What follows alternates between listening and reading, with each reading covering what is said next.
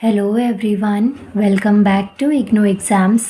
आज मैं आपको इग्नू के course PPAS 186 stress and time management की लास्ट यूनिट करवाऊंगी।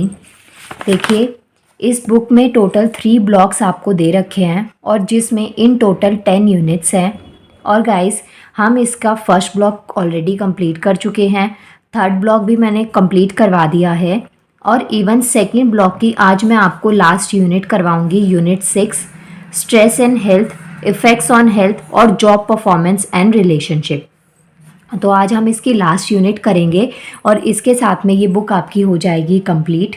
इस बुक के कंप्लीट होने के बाद में मैं आपको इसके प्रीवियस ईयर के पेपर्स और जो इम्पॉर्टेंट क्वेश्चंस है वो मैं आपको दे दूंगी, जिससे कि आप अपने आंसर्स के हेल्प से अपने नोट्स बना लें और अपने एग्ज़ाम में आप बहुत अच्छे तरीके से अपने पेपर को पूरा कंप्लीट करके आएँ। सो स्टार्ट करते हैं यूनिट 6 से। यूनिट 6 का देखिए, चेक योर प्रोग्रेस 1 मैं आपको करवाऊंगी। यहाँ पे 2 क्वेश्चंस आपको दे रखे हैं। पहला क्वेश्चन तो है explain the allostatic load model, ALM भी इसे बोला जाता है और कई जगह ये आपको AL मॉडल भी लिखा मिलेगा। तो आपके एग्जाम में हो सकता है कि आपसे पूछा जाए right a short note on AL model, या फिर आपको इसकी एक्सप्लेनेशन पूरी फुल फॉर्म के साथ में पूछी जा सकती है। तो आपको अपना आंसर इससे प्रिपेयर करना है। पेज नंबर 68 पे आंसर मिल जाएगा आपको। हर वीडियो में मैं एक बात बोलती हूँ कि अगर आपके पास में बुक है तो आप पेज नंबर के अकॉर्डिंग बुक ओपन कर लिया कीजिए जब आप ये वीडियो सुनते हैं, और अगर आपके पास में बुक नहीं है तो जब मैं समझा दूँ, बोलकर चुप हो जाऊँ, तब आप एक बार वीडियो को पॉज करके और इन लाइन्स को रीड कर लिया कीजिए, जिससे कि आपका आंसर बहुत अच्छे तरीके से प्रिपेयर हो जाए।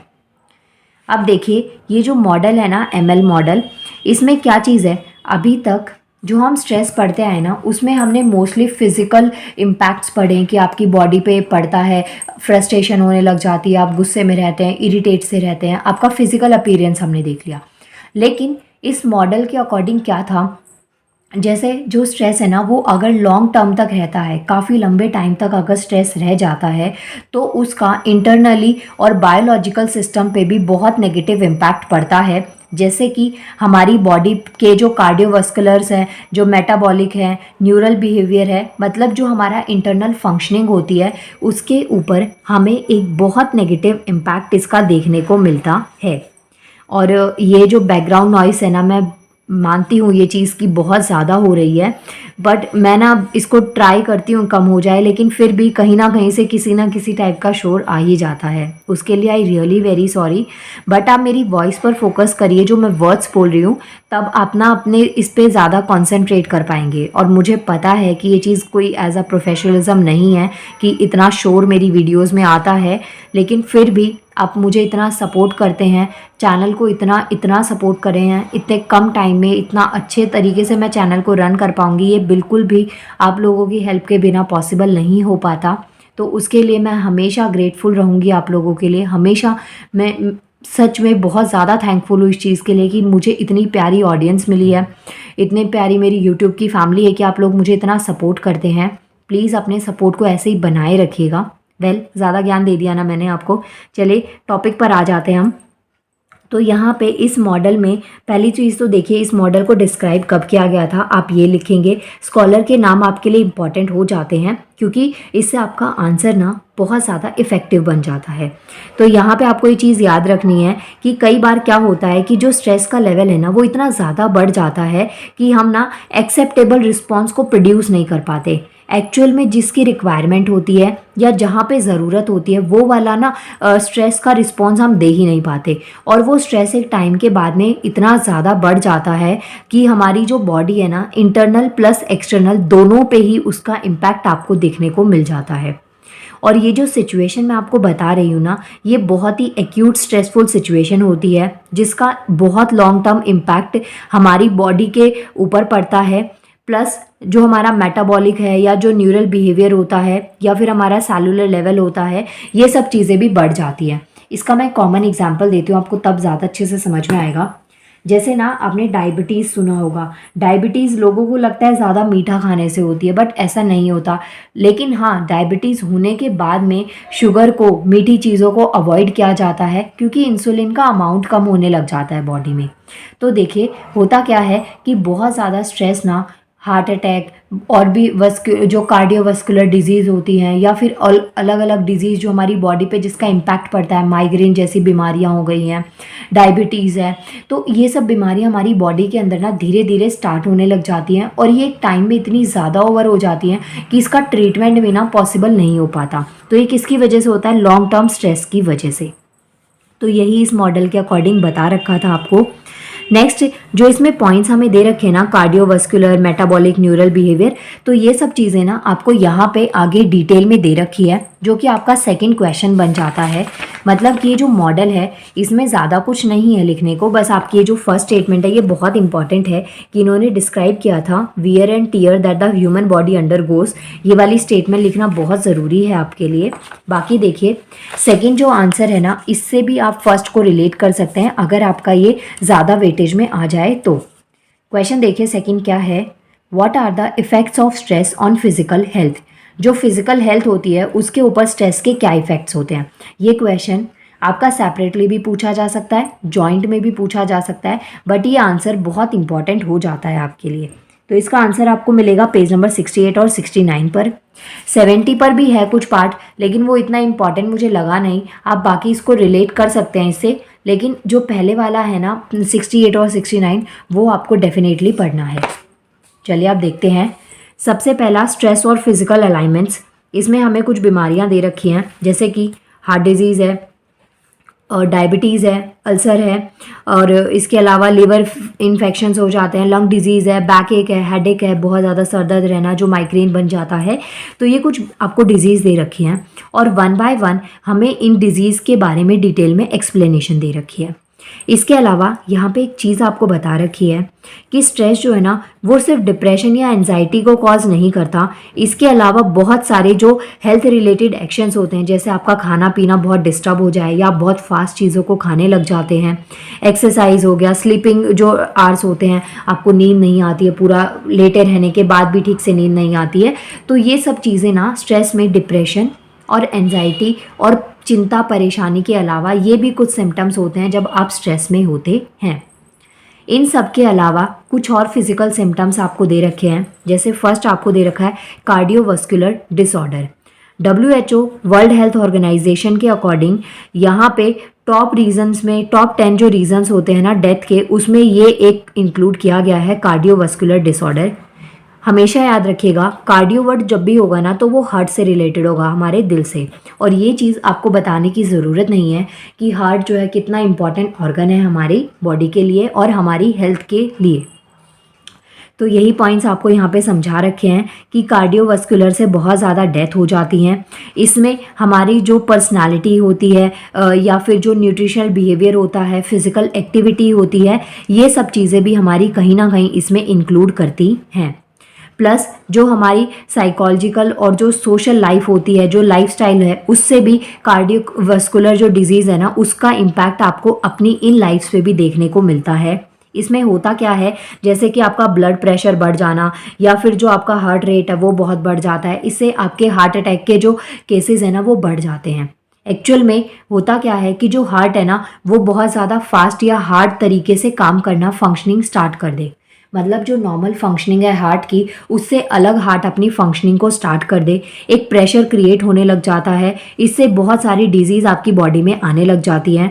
और जो हमारा हार्ट है ना वो ज़्यादा प्रेशर को एक्सेप्ट नहीं कर पाता है या बर्दाश्त नहीं कर पाता है, तो इस सिचुएशन में मोस्टली केसेस में डेथ हो जाती है।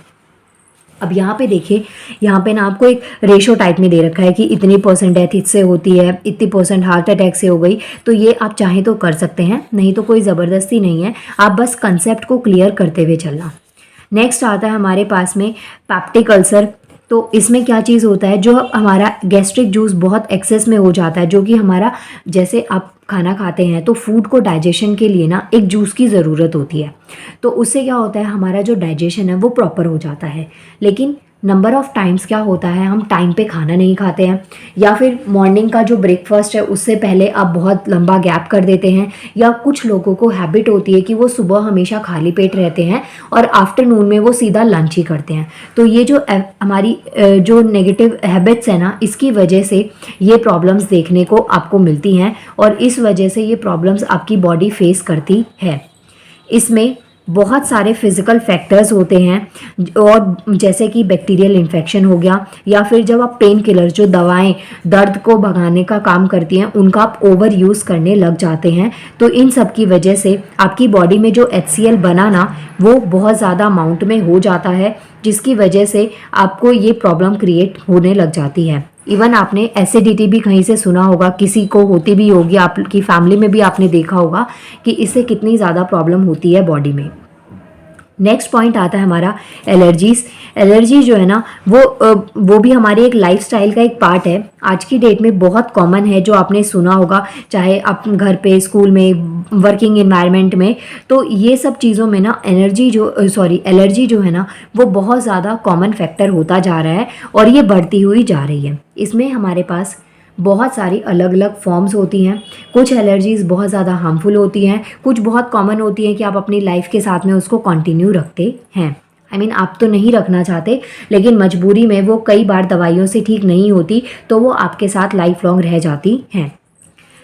नेक्स्ट आता है हमारा अस्थमा। अस्थमा जो है वो लंग रिलेटेड, जो आपके फेफड़े हैं उनसे रिलेटेड प्रॉब्लम है। मतलब कि आपके लंग्स में म्यूकस हो जाए, जिसकी वजह से जो ब्रीदिंग प्रॉब्लम्स है, सांस लेने में आपको बहुत ज़्यादा दिक्कत होने लग जाए, तो इसकी वजह से अस्थमा जैसी प्रॉब्लम होती है। अस्थमा का जो अटैक है वो एलर्जी या फिर जो रेस्पिरेटरी इन्फेक्शंस होते हैं इनकी वजह से भी कहीं ना कहीं देखा जाता है। और ये सिचुएशंस कब आती हैं, जब आप बहुत ओवर स्ट्रेस करते हैं। जब हम एक टाइम से ज़्यादा स्ट्रेस में रहते हैं तो उसका इम्पैक्ट कहीं ना कहीं हमारी बॉडी पे बहुत ज़्यादा अमाउंट में दिखने को लग जाता है। अब यहाँ पे कुछ कॉन्सिक्वेंस आपको दे रखे हैं कि स्ट्रेसफुल एपिसोड्स में क्या क्या आता है, जैसे कि फैमिली कॉन्फ्लिक्ट हो गया, फैमिली में किसी चीज़ को लेके आर्ग्यू है, लड़ाई झगड़ा रहता है, या फिर आप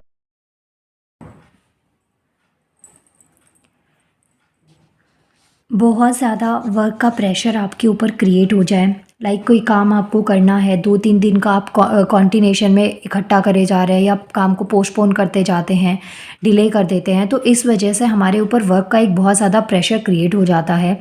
या फिर कोई टास्क आपको मिला और वो आपको उस पर्टिकुलर टाइम पे समझ में नहीं आया, और जब समझ में आया तो उसके बाद में आपको उस गोल को कंप्लीट करने में आपके पास में बहुत ही कम टाइम बच गया था।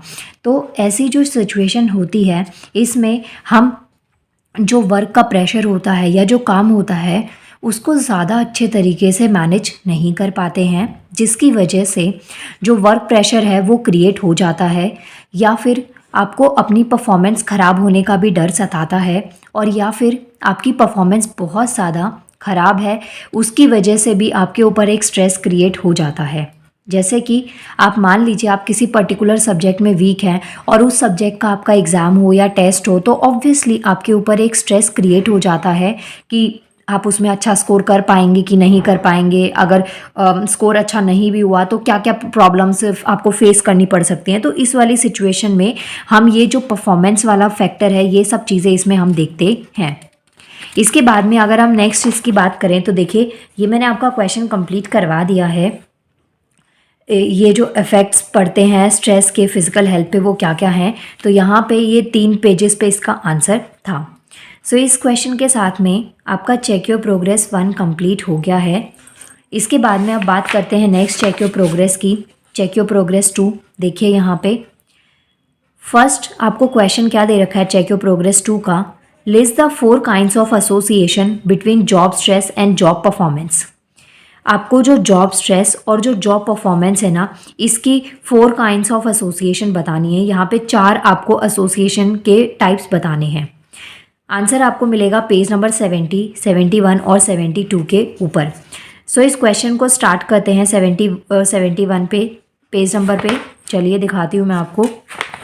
देखिए यहाँ पे आपको दे रखा है क्वेश्चन नंबर फर्स्ट और पेज नंबर है 70। मेन हेडिंग आपको दे रखी है, आप बुक निकाल लीजिएगा, उसमें देखिएगा।